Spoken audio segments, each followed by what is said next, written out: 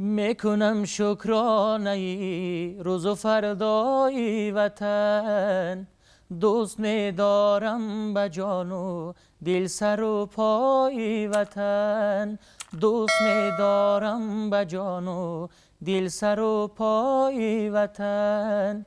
تاجیکستان گویم و جانم حضوریستان شود، سر به والا میکشم از قدری والای وطن، سر به والا میکشم از قدری والای وطن.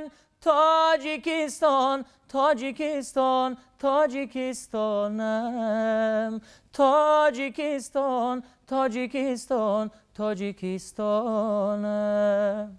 واقعا هم وطن پناهگاهی است که همه ما در سمای آسوده‌اش عمر به سر میبریم و فعالیت میکنیم. پس میسازد که از هر نعمتش شکر کنیم و در پیشرویش تلاش ورزیم و آینده آن را با اندیشه نیک درخشان سازیم. محبت داشتن به وطن این ifade خودشناس بودن است. همیشه میسازد که خودشناس و آبادکار و آینده ساز باشیم تا نسل‌های بعدی با ما افتخار داشته باشند.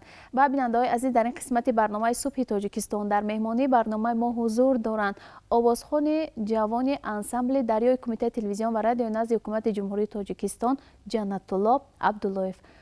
خوش آمدید و روز شما بخیر و شادی باشد. روزی همه بینندگان بخیر و شادی باشد. با پیشواز جشن 30 سالگی صاحب استقلالی مملکت چگونه آمادگی ها میبینید؟ ما هنرمندان انسمبل دریای کمیته تلویزیون و رادیو نزد حکومت جمهوری تاجیکستان عین حال به جشن 30 سالگی استقلال تیاری میبینیم.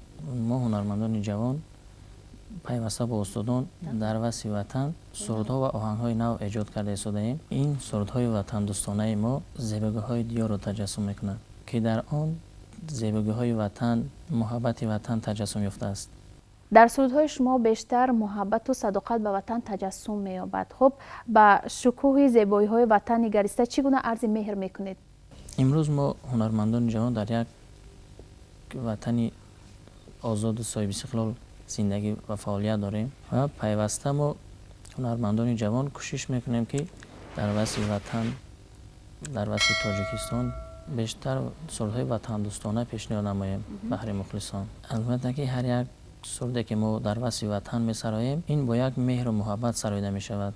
امروز برای ما هنرمندان جوان این یک باعث افتخار است که شرایط‌های خوب مهیا گردیده شده است و ما باید بیشتر کوشش و فعالیت کنیم که سرودهای نو به نو ایجاد نماییم. ما چند پیش یک سرود گروهی که با نام ریشه پیوند آهنگ فرهاد ذکرف بودند پیشکش بینندگان گرداندیم. صاحب این وطن، صاحب این وطن، صاحب این وطن، نه مهمانم، از همه جای تاجیکستانم، از همه جای تاجیکستانم.